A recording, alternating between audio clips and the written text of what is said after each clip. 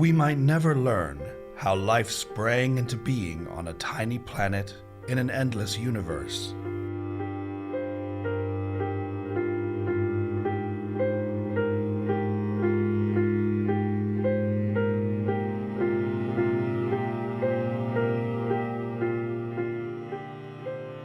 The miracle of life fills us each day with wonder.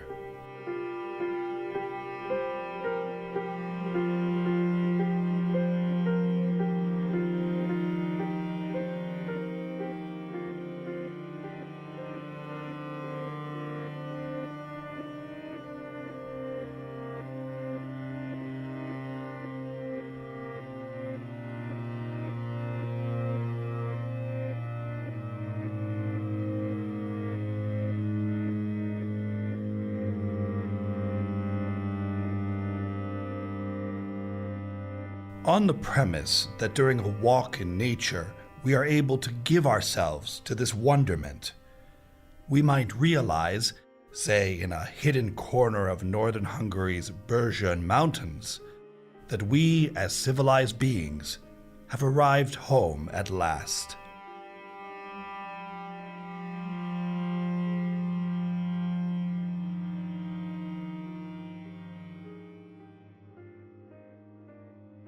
If humankind miraculously were to disappear from the earth, but nature remained, the landscape would be rendered meaningless, for it is more to us than the ensemble of trees, birds, mountains, and creeks.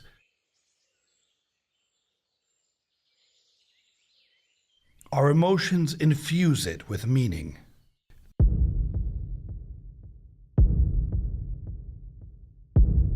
The nature around us opens a gateway to the nature within us. We may distance ourselves from it or lose sight of it altogether, but it only takes a stroll in the woods to rediscover, to return and revert to our true selves. All we need is silence and serenity, allowing nature to wash away the strains of the city.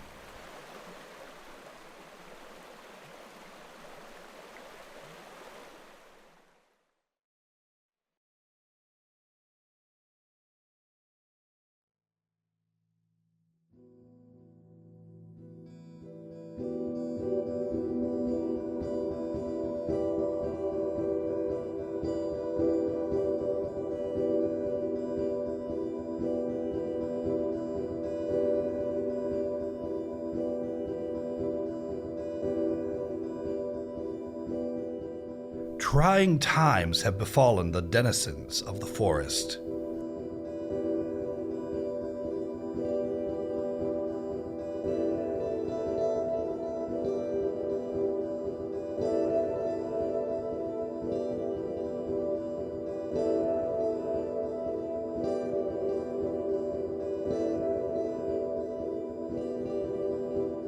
Winter is about survival.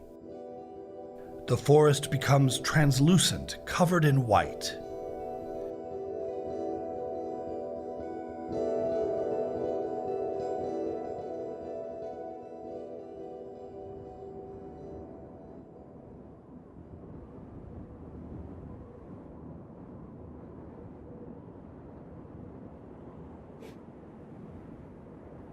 The ponds and brooks freeze over. Life slumbers beneath the surface.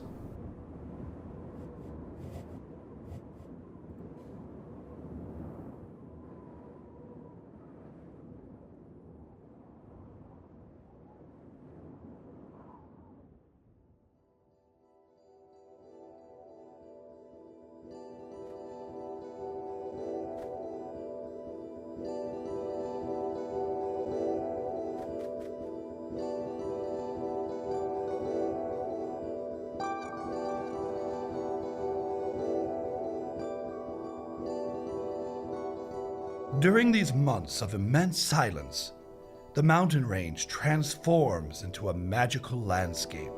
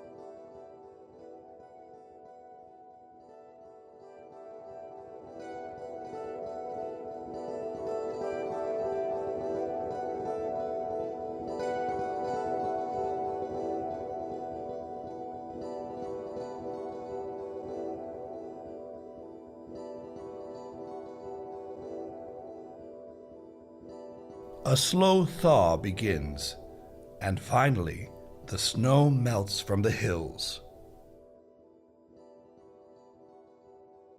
Having lost their icy mantle, the waters of the creeks scamper down towards the valley. Everything whispers of spring.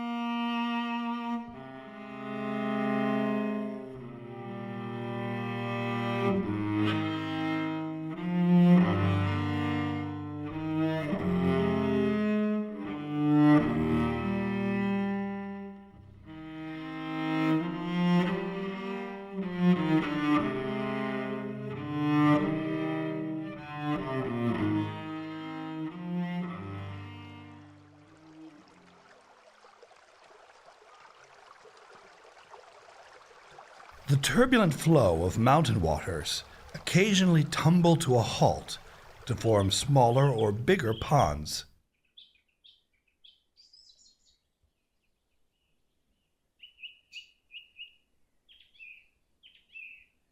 The ponds of alder swamps and marshlands offer an ideal meeting place for its native amphibians. European grass frogs, who weathered the harshness of a sluggish winter buried beneath the fallen leaves, come back to life in March and move toward the nearest body of water in order to compete for female favors.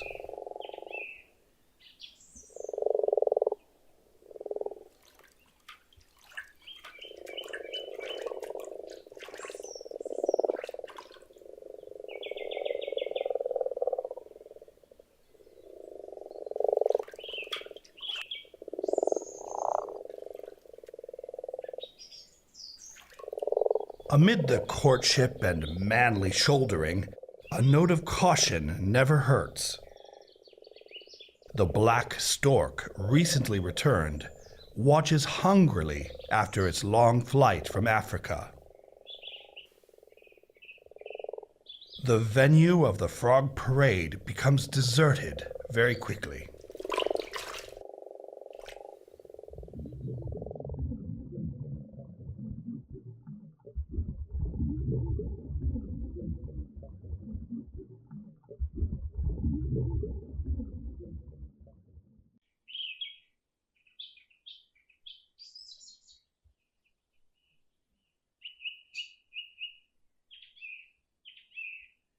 With dangers passing, the group wrestling may continue.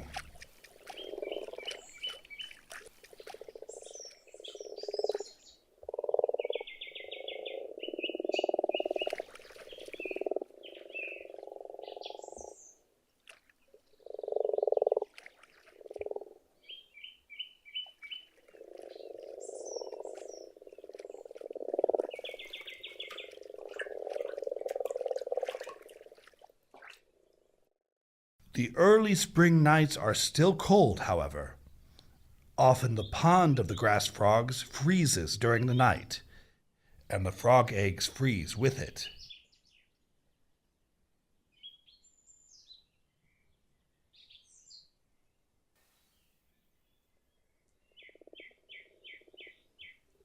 Even so, the eggs are immune to the frost. Eventually, the ice surrenders to the rays of sunlight and heralds a new celebration among the frogs.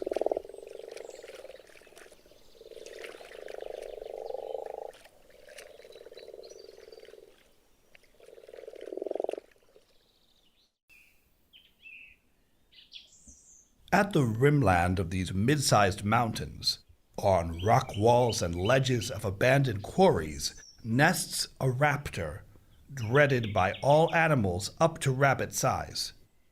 It is the mightiest of all the owl species in Europe.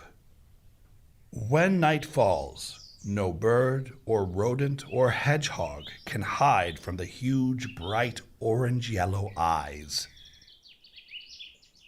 The Eurasian eagle owl spends the day sleeping in hollows and under the protection of shrubs. Of course, this daytime slumber rarely passes undisturbed.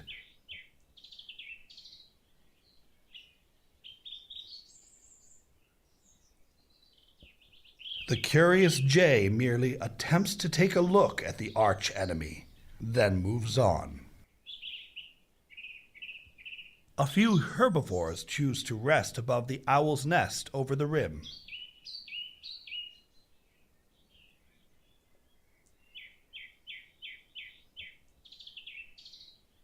Nevertheless, there is real danger lurking out there.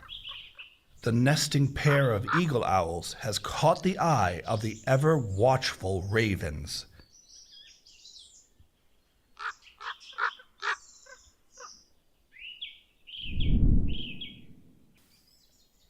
It is early March, and the time for egg-laying hasn't arrived.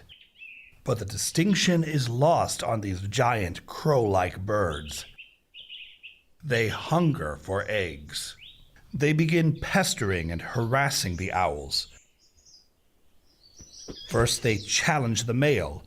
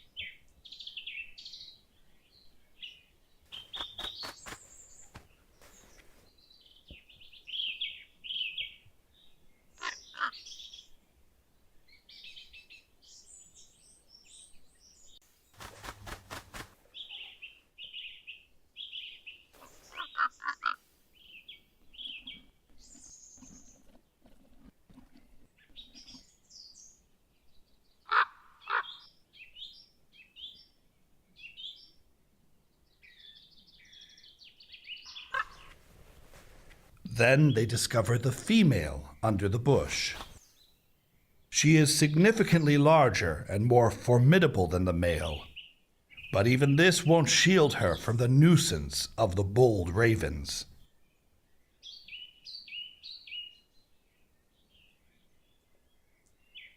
The danger has passed, and the daylight slowly wanes.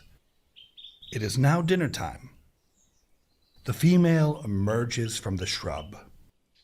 The owl couple turn their heads towards each other. Are you good to go? Can we eat now?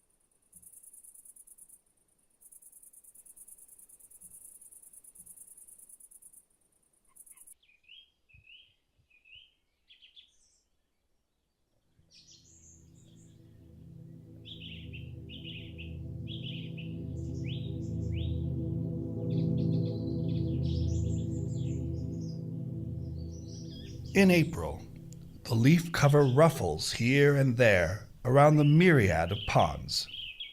Common toads cling to each other with vainglorious eyes. First task, to reach water. This is seldom simple. The chase is already on.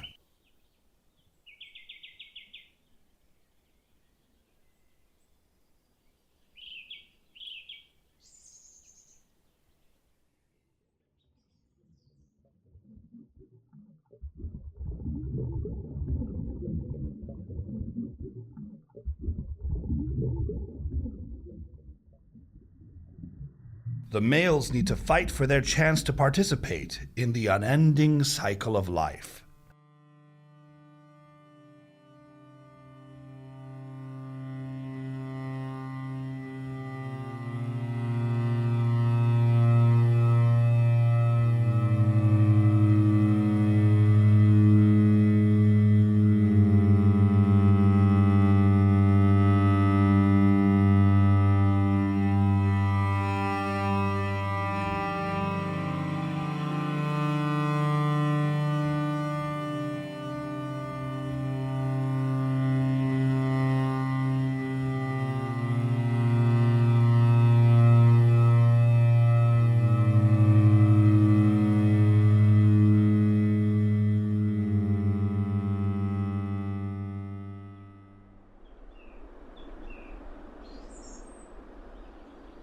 Nature's great clockwork keeps ticking. By the end of the toad nuptials, the eagle-owl female starts her brood.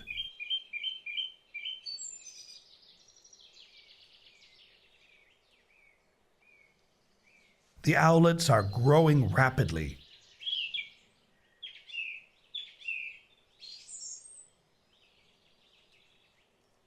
Their appetite is insatiable.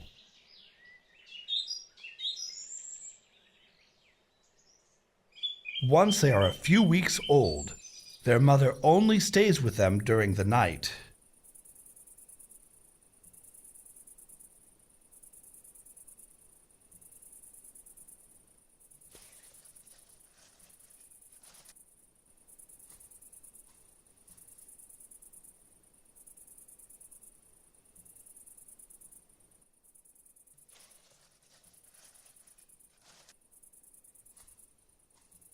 They still receive parental attention, but they are not too far from having to fend for themselves.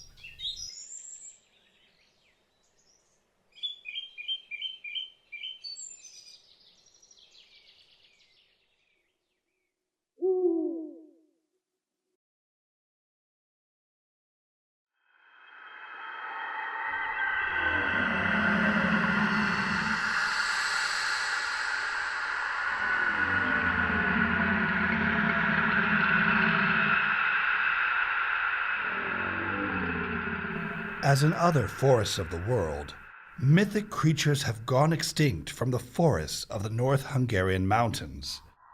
They have gone extinct from our souls. The wild animals of the wilderness stopped lurking in the mystic, forbidding darkness where humans had placed them, with their idolization as divine beings, in the days of old. In those times, human habitats were but tiny islands in the ocean of primordial nature. Today, it is quite the opposite. Nevertheless, we still stand in need of nature, or at least the illusion of it. We still yearn for the gentle reassurance, for the existence of a reality independent from us. Immersing ourselves in it fills us with joy. In our efforts to protect nature, we are guarding this reassurance within ourselves. Fortunately, some of these mythical creatures still live with us today. On this spring night, under the full moon, the mountain streams are expecting the arrival of such beings. Seemingly dead during winter months, these creatures are reborn in the twilight of dawn, and motion returns.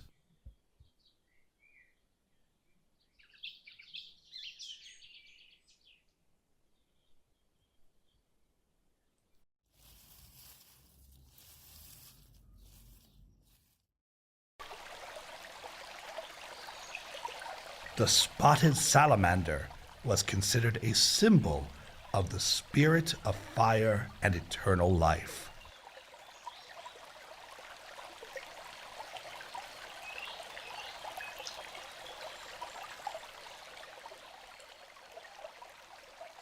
After reawakening, the salamanders instinctively search for water. They must reach the creek to be rid of their burden. Every so often, they must fight the cascades and are forced to swim with awkward strides, but eventually they always find a shallow, riparian spot where they can deliver the juveniles. The fire salamander happens to be ovoviviparous. As soon as they are born, the larvae hide under the rocks.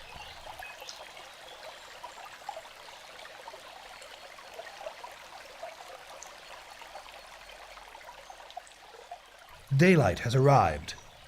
The parents also withdraw to their nearby hiding spots.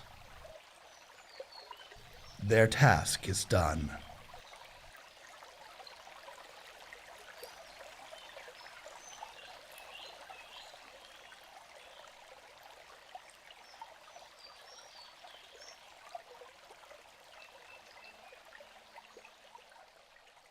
On the old hollow beech tree by the creek, one can see signs of black woodpecker's activity. Our largest woodpecker is occupying her favorite well-worn tree cavity not far from here.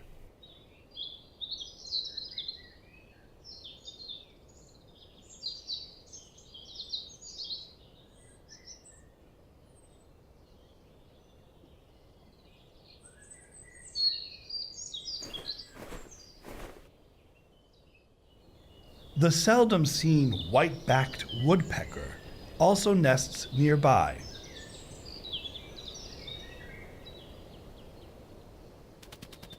Sometimes the scuffle can be quite intense for suitable nesting holes due to great demand. Frequently, the abandoned black woodpecker's nests are taken over by stock doves.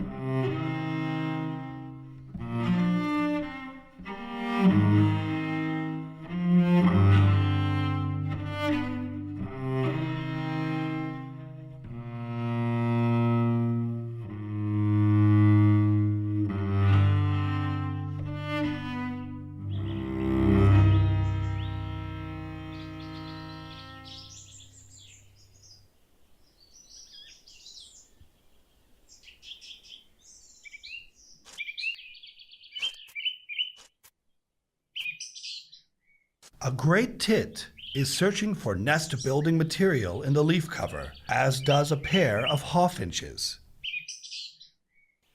All are unaware of the awaiting danger.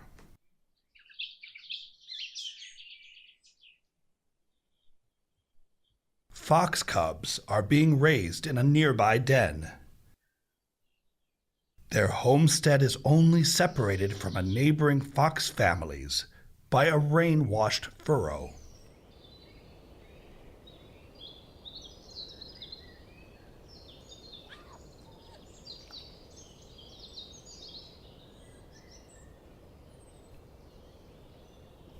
It is early in the afternoon.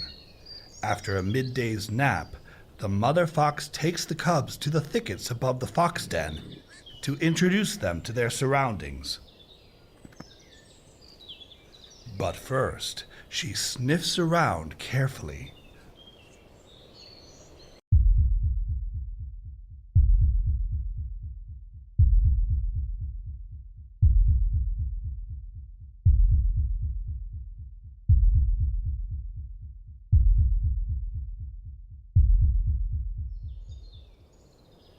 All clear, it seems.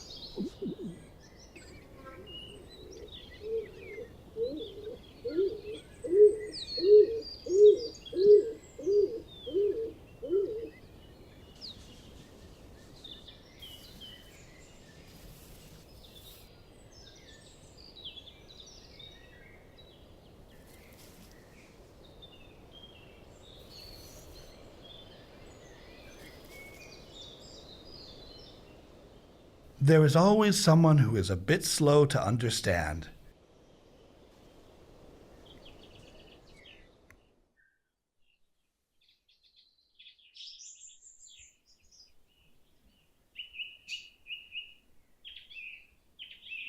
The crown of trees by the furrow is bustling with life.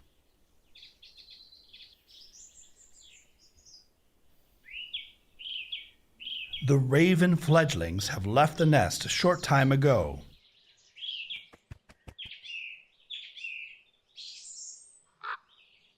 Their parents are watching from the sideline.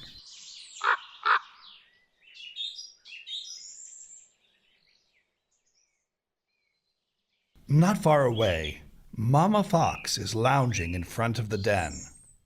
The pups are off on an adventure somewhere. Peace at last. But never for long.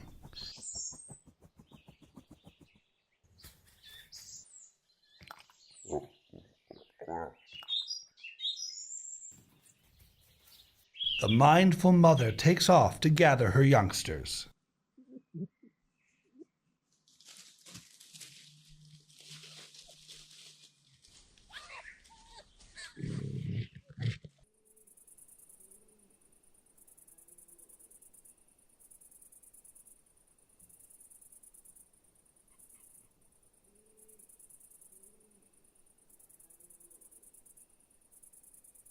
In May, sharp-eyed hunters are waking for an early morning.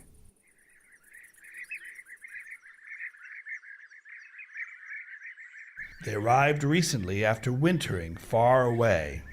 These are the European bee-eaters, the jewels of the sand and loess walls of North Hungary.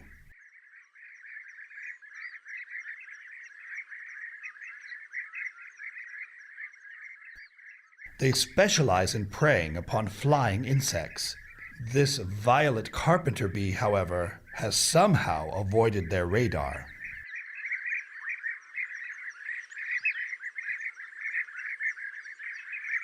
The occupation of nesting cavities might take some effort occasionally.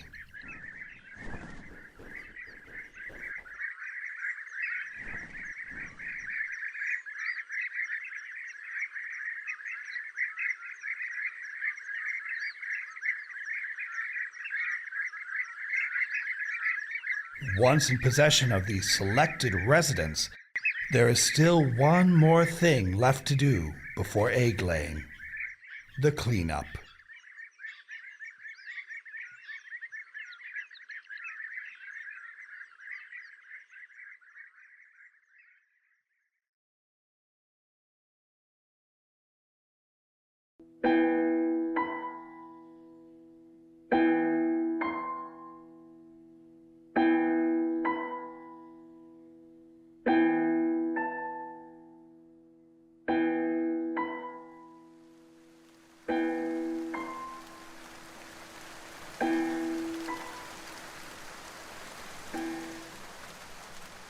The North Mountain Range receives plenty of rain.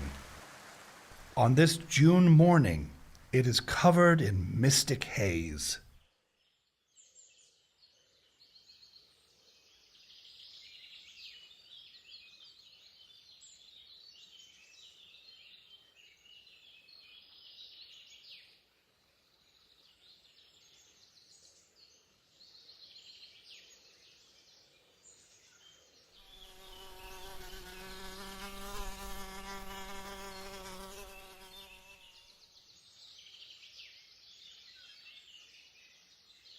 Summer is also the season for the swarming of insects.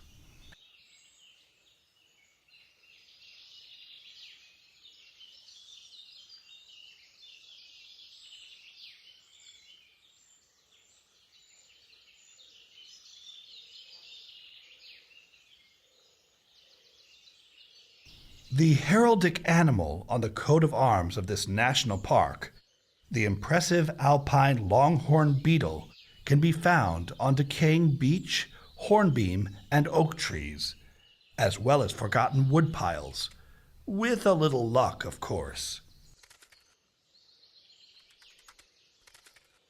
The male longhorns fiercely defend their breeding grounds.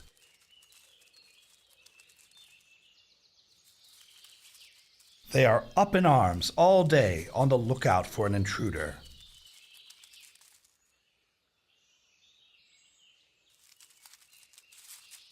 Should they find such a foolhardy creature, they are quick to take up the challenge.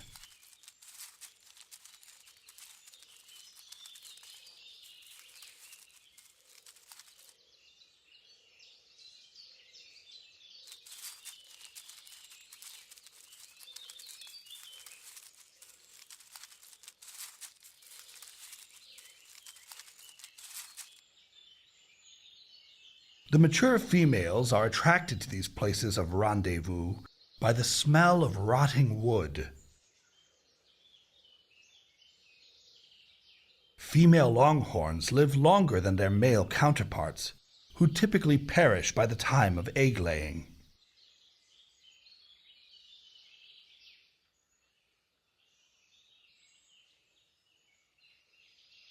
The hatching larvae will spend 2 to 4 years developing inside the decaying wood.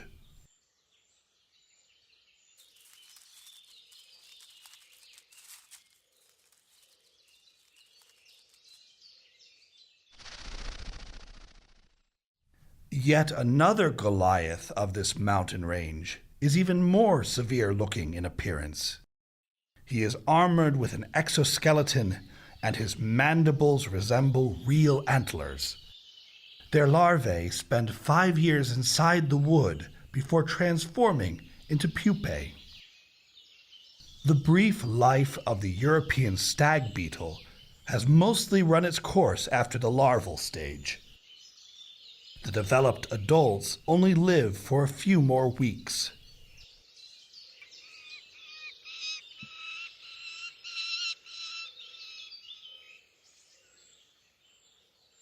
The few eagle owls nesting in this area have to share these rare rock walls with a daytime aerial predator.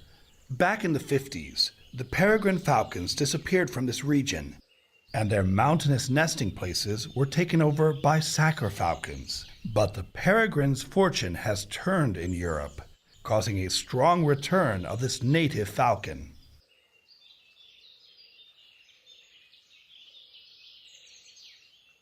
The falcon's dinner table? A stock dove wanders through this domain. Unfortunately, the landlord is home.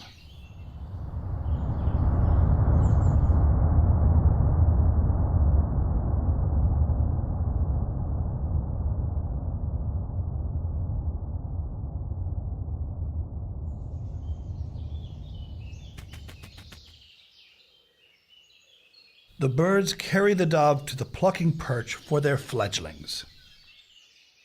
Soon the youngsters will leave their parents, but for now, their father is still keeping a close watch on them.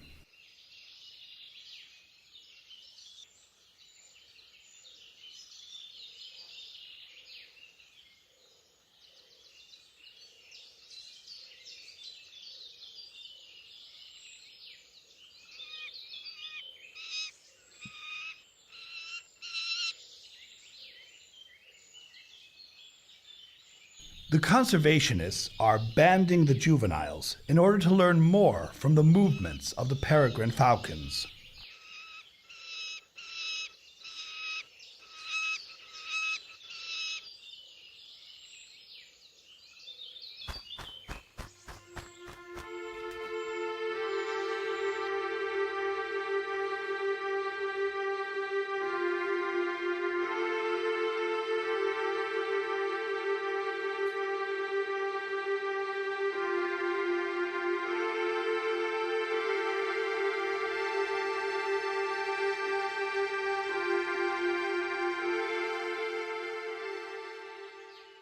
A few wingspans further from the realm of the falcons, within the thickets of the forest, wildcat kittens are being raised.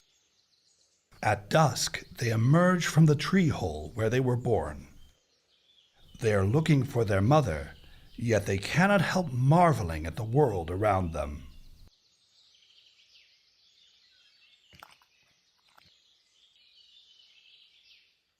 In the meantime, Mama Wildcat is chasing common voles in the lucerne field by the edge of the forest.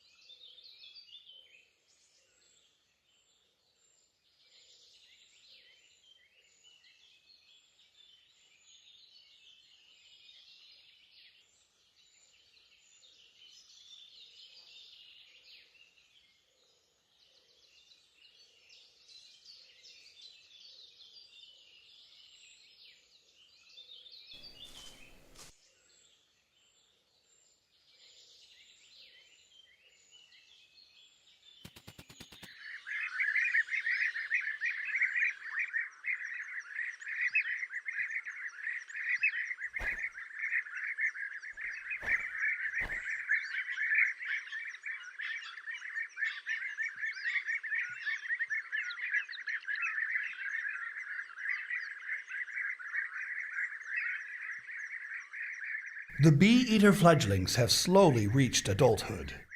They don't have a lot of time left to gather strength for the upcoming flight. In September, they gather in big flocks to undertake a long, cumbersome journey, only to return in May to their European territories.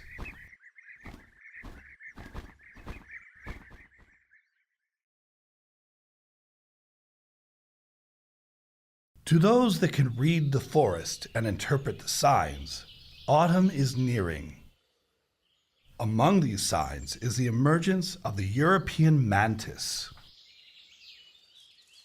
They need heat for their full development. Therefore, their molts are seldom observed before August.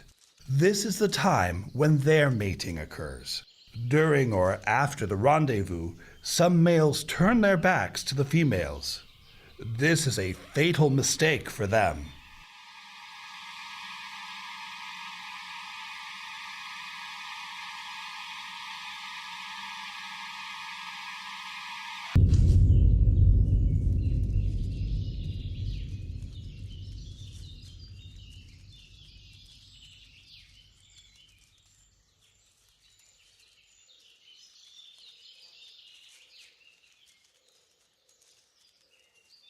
Fatal mistake, but a blessing in the species perspective.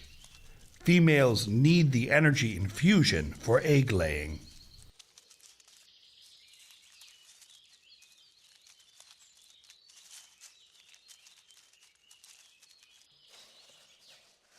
Another telltale sign of the approaching fall is the European badger putting on weight. Although they do not hibernate, they still need to store extra fat for the winter.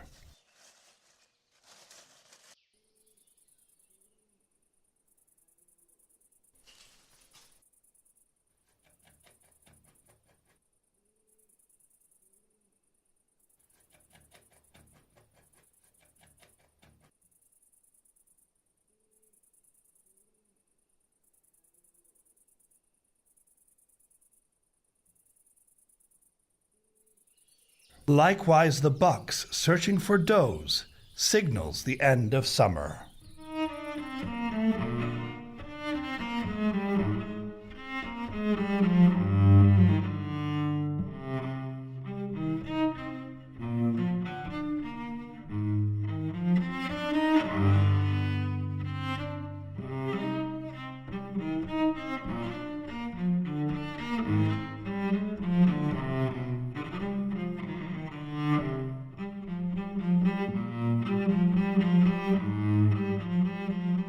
At the beginning of September, the hills are still green, but the colors yearn to fade.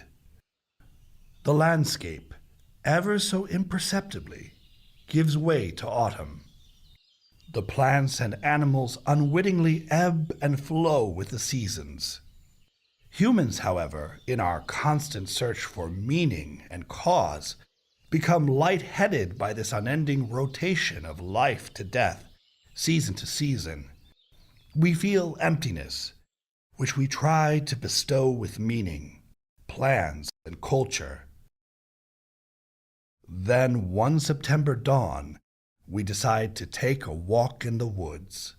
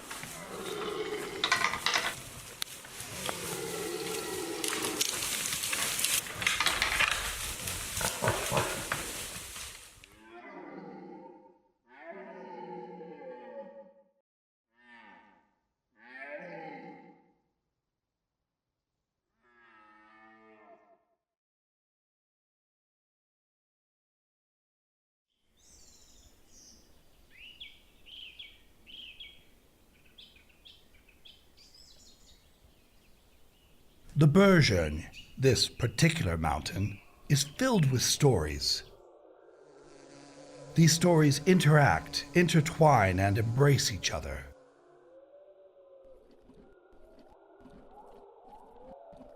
If only the centuries-old trees could talk. They too serve this great organism, or to use the scientific term, this ecosystem, with their lives and deaths. These ancient trees have provided protection, home, and food for others. They give breath to the stories of the forest.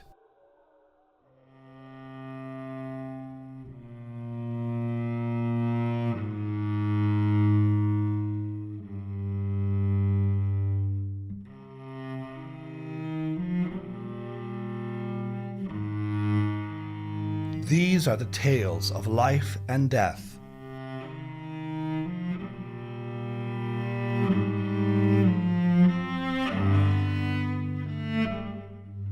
Here in the wilderness, it all comes down to this.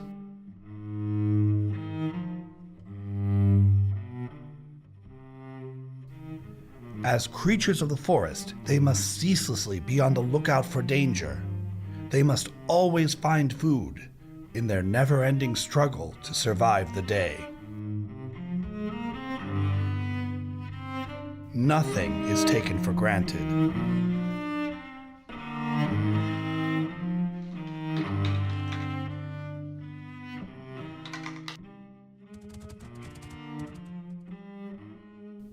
The moving gravity of their animal existence sends a message to us, the creatures of comfort, that in nature all lives are at stake.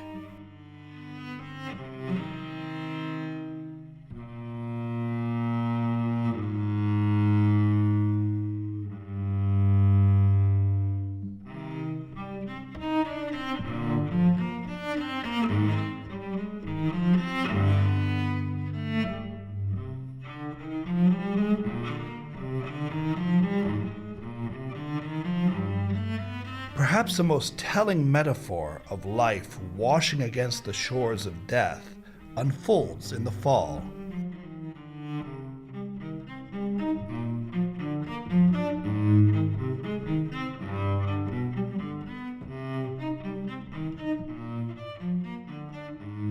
The autumn forest showers us with a golden display.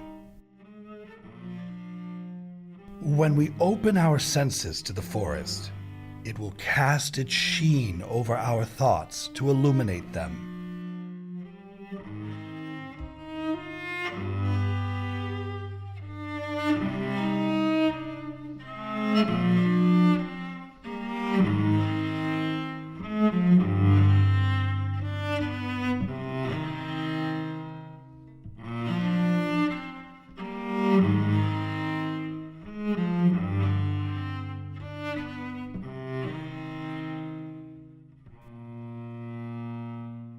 The autumn expands this moment in us. We still remember the warmth of summer and perceive this riot of colors as the remnant of summer's revelry. Nonetheless, autumn eternally reminds us of the coming winter.